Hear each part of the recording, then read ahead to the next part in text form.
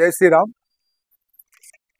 ఈరోజు కార్తీక పౌర్ణమి సందర్భంగా కోరుట్ల నియోజకవర్గ రైతులకు మరియు ప్రజలకు తెలియజేయనిది ఏమనగా,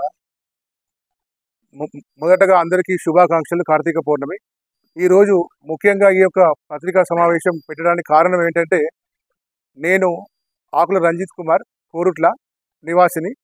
నేను గత నెల క్రితము ఈ రైస్ మిల్లల్లో జరుగుతున్నటువంటి అవకతవకల గురించి, మన జగిత్యాల జిల్లాలో ఉన్నటువంటి 110 రైస్ మిల్లుల గురించి, వారు చేస్తున్నటువంటి అవకతవకల గురించి నేను ఒక వినతి పత్రం మన గౌరవ కలెక్టరేట్ గారికి ఇవ్వడం జరిగింది.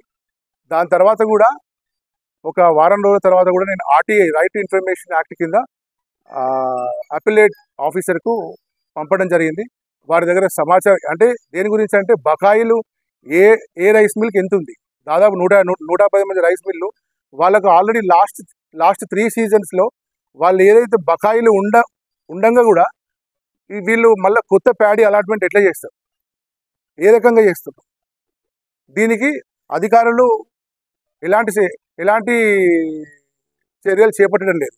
అలాగే రైస్ మిల్లుల్లో ఉన్నటువంటి ధాన్యం నిల్వల మీద కూడా వీళ్ళు సమగ్ర విచారణ పారదర్శకంగా జరపాలని మేము డిమాండ్ చేస్తున్నాం. రైస్ మిల్లర్ల మాఫియా వ్యాపారం గురించి అధికారులతో సమగ్ర విచారణ జరిపించాలి. 2022-23 ఎండాకాలం రబీ సీజన్ యొక్క బకాయిలు రాబట్టడంలో రాష్ట్ర పౌర సరఫరాల యంత్రాంగం చాలా ఘోరంగా విఫలమైంది. 2022-23 రబీ సీజన్ యొక్క బకాయిలను రాబట్టడంలో రాష్ట్ర స్థాయిలో జిల్లా అధికారులు పాత్ర ఎంత మేరకు విఫలమైందో సంబంధిత దర్యాప్తు సంస్థల ఆధ్వర్యంలో విచారణ చేపట్టాలి. 2022-23 రబీ సీజన్ యొక్క బకాయిలను వసూలు చేయడంలో విఫలం కావడంలో అధికారులు మరియు నాయకులకు ఎన్ని ముడుపులు ముట్టాయి? 2022-23, 2024-25 వానాకాలం ఖరీఫ్, 2024-25 రబీ ఎండాకాలం 3 సీజన్ల యొక్క బియ్యం బకాయిలు ముట్టని రైస్ మిల్లులకు 2025-26 వానాకాలం వడ్లను అలాట్మెంట్ చేయడంలో ఆంతర్యం ఏమిటనేది ఇది అందరూ గ్రహించాలి. బ్యాంక్ గ్యారంటీలు రైస్ మిల్లు టన్నేజ్ ప్రకారం ఇవ్వకుండా వడ్ల అలాట్మెంట్ చేసే అధికారులపై చర్యలు తీసుకోవాలి. అలాగే ఈ మధ్య కాలంలో పౌర సరఫరాల సంస్థ 40,000 కోట్లు అప్పుల్లో కూరుకుపోయిందని ఉందంటూ సీఎం రేవంత్ రెడ్డి గారు, పౌర సరఫరాల మంత్రి ఉత్తమ్ కుమార్ రెడ్డి గారు చాలా సందర్భాలలో పత్రికా ప్రకటన ద్వారా బాహాటంగా తెలపడం జరిగింది. అసలు సంస్థలకు ఎన్ని వేల కోట్ల రూపాయలు బకాయిలు ఉన్నాయో తెలపాలి. అలాగే ప్రజాధనం వృధా కాకుండా కాపాడాలని మేము డిమాండ్ చేస్తున్నాము. అలాగే రైతులకు రెండు పంటలలో రైతులకు బకాయిలు ఉన్న రూపాయలు 500 బోనస్ వరి ధాన్యం డబ్బులను తొందరగా విడుదల చేయాలని డిమాండ్ చేస్తున్నాం. అలాగే ఈ మిల్లర్ల అసోసియేషన్ అధ్యక్షులు, రాష్ట్ర అధ్యక్షులు కానీ, జిల్లా అధ్యక్షులు కానీ వీళ్ళు అధికారులతో కుమ్మక్కై వసూళ్లకు పాల్పడుతూ ఎన్ని డబ్బులు ముడుతున్నాయో దీనిపైన సమగ్ర విచారణ జరపాలి.